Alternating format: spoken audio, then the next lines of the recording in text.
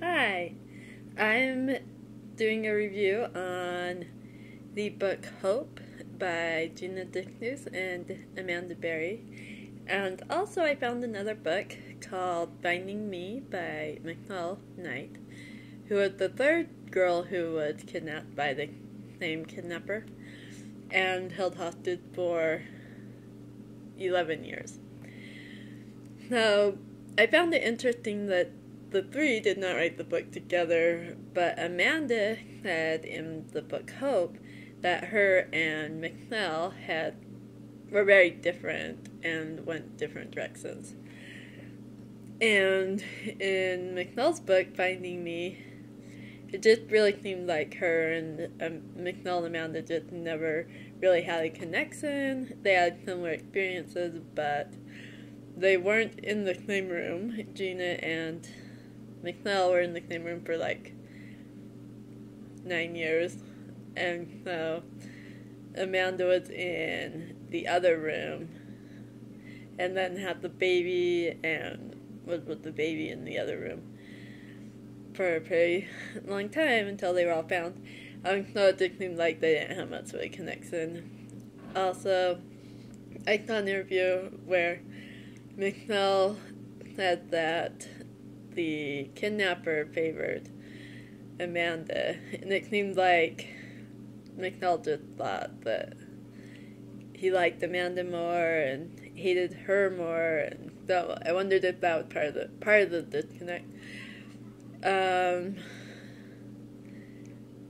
It was interesting reading the two different books because Hope was actually the journal entries of Amanda and Gina's.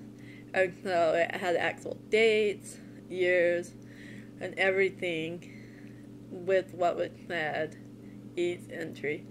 And so that was really good because it actually kept everything within a time frame. You knew exactly when things happened. But McNell's was just her writing from memory and not from a journal. And all of them talked about how they didn't have an actual journal they were writing in. They just would write on pieces of paper that were laying around the room.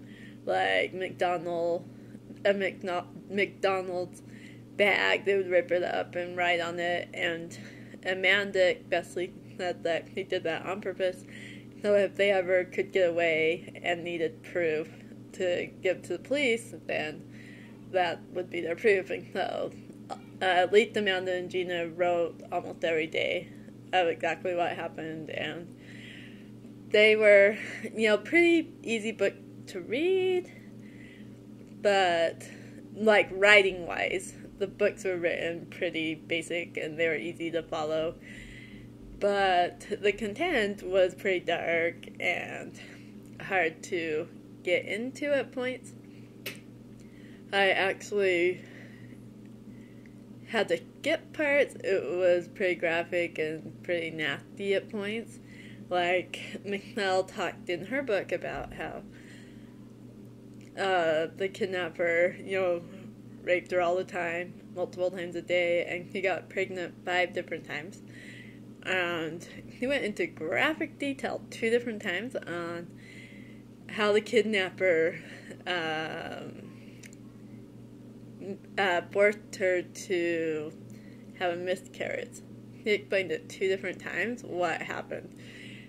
Both times, all 5 times, he would starve her for like 2 or 3 weeks, trying to force her to have a miscarriage.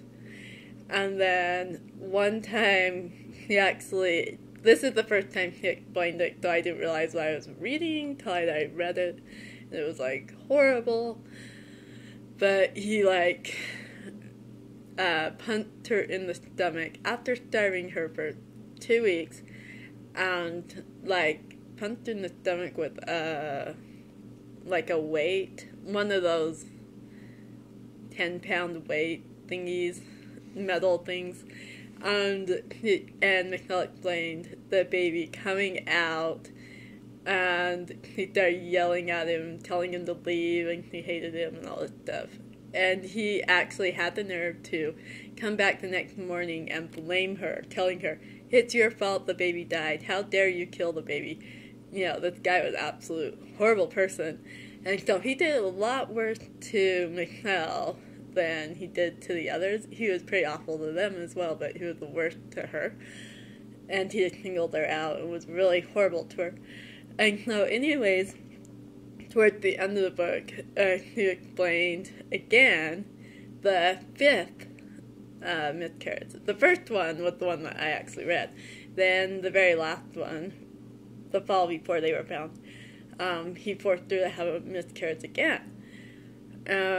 But that one, I didn't actually read what happened. Something about they went into the basement, but it was just like so horrible the first time that I was just like, I'm not reading this, and I skipped it, that part. And yeah, so then Amanda talked about how her mom died after she'd been kidnapped for like 3 years, I think. And the kidnapper actually came in and they were like, "We heard on the TV that her mom died." And literally, within a few hours of finding that out, he came and like raped her. And Amanda just said, "I was so angry, you know, my mom had died," and he couldn't even have any decency. Like, he came and raped me like hours after finding out my mom had died. And so, anyways, for some reason he let her have the baby though, and so Amanda was the only one that actually had a baby. I don't think Gina ever got pregnant somehow, lucky for her. But anyways, it was a pretty awful book, pretty dark, but a pretty easy read. I read through Finding Me within a day. I read Hope within a couple days. So they're pretty easy reads, but they're pretty horrible and pretty dark. I did like at the end of both books where they talked about how they were moving on with life and they'd gotten away and they were, you know, going to school or working and stuff like that, and they were really excited about things they were doing.